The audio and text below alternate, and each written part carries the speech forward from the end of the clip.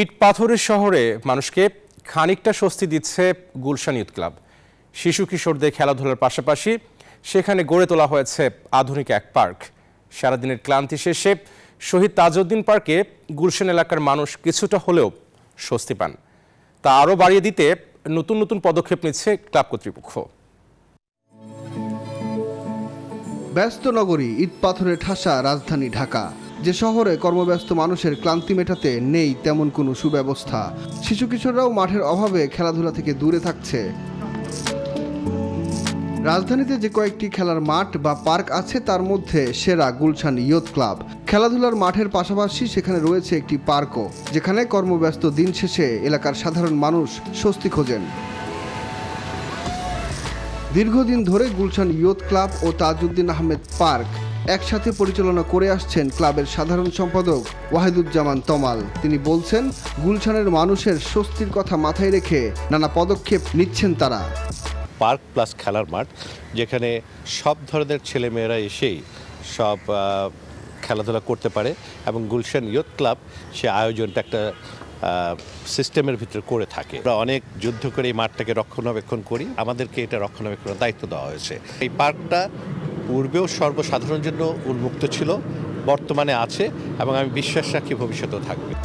শহীদ তাজউদ্দিন স্মৃতি পার্কে নির্মাণ করা হচ্ছে ফুটবলের জন্য একটি টার্ফ, যেখানে থাকবে নানান সুযোগ সুবিধা। কিন্তু 12 মাস বৃষ্টির কারণে ফুটবল খেলতে পারে না। এখানে আমাদের অনেকের মেম্বার এবং অনেক ছেলেপেলে যারা আসে তারা বারবার করে বলার চেষ্টা করছিল যে এখানে আমরা কীভাবে 12 মাস খেলতে পারি। তখন আমাদের এখান থেকেই জিনিসটা উদ্যোগ নেওয়া। এখানে আগে যেখানে খেলা হতো সেখানেই আমরা একটা তখন ইন্টারন্যাশনাল স্ট্যান্ডার্ডে আর্টিফিশিয়াল অ্যাস্ট্রোটার্ফে যেখানে ফুটবল খেলার ফ্যাসিলিটি করা দরকার সেখানেই আমরা একই জায়গায় করছি, এবং এইটার জন্য কিন্তু আলাদা কোনো গাছপালা কোনো কিছু কাটা হয়নি। গুলশান ইয়ুথ ক্লাবে ঘুরতে ও খেলতে আসা শিশু কিশোররা বলছেন, এত সুযোগ সুবিধাযুক্ত মাঠ ও পার্ক ঢাকা শহরে আর কোথাও নেই। এখানে অনেকবার এসেছি আমার পরিবার নিয়ে। এখানে পার্ক দেখে আমার খুবই ভালো লেগেছে। এই জায়গাটা অনেক সুন্দর, এখানেও অনেক স্পোর্টস খেলতে পারে না। এখানে বিভিন্ন রকম টুর্নামেন্ট হয়, ক্রিকেট হয়। সো এই ফ্যাসিলিটিগুলোর জন্য আর কি ইউথ ক্লাব উঠছে যে one of the best, and they are doing it for the society.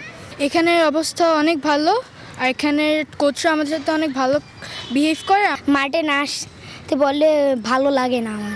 এই মাঠটা ভালো, হ্যাঁ। আর আমি জয়েন করলাম February 1, 2024-এ।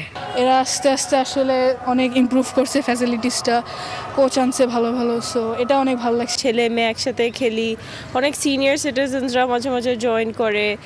শুধু ক্রিকেট ও ফুটবল নয়, গুলশান ইয়ুথ ক্লাবে রয়েছে বাস্কেটবল, সুইমিং, স্কেটিং, কারাতে সহ আরও বেশ কয়েকটি খেলার ব্যবস্থা। এছাড়া গুলশানবাসীর জন্য উন্মুক্ত মাঠ ও পার্ক। এই মাঠে আয়োজিত হয় বিভিন্ন স্পোর্টস ইভেন্ট, যেখানে অংশ নেন নারী পুরুষ সকলেই।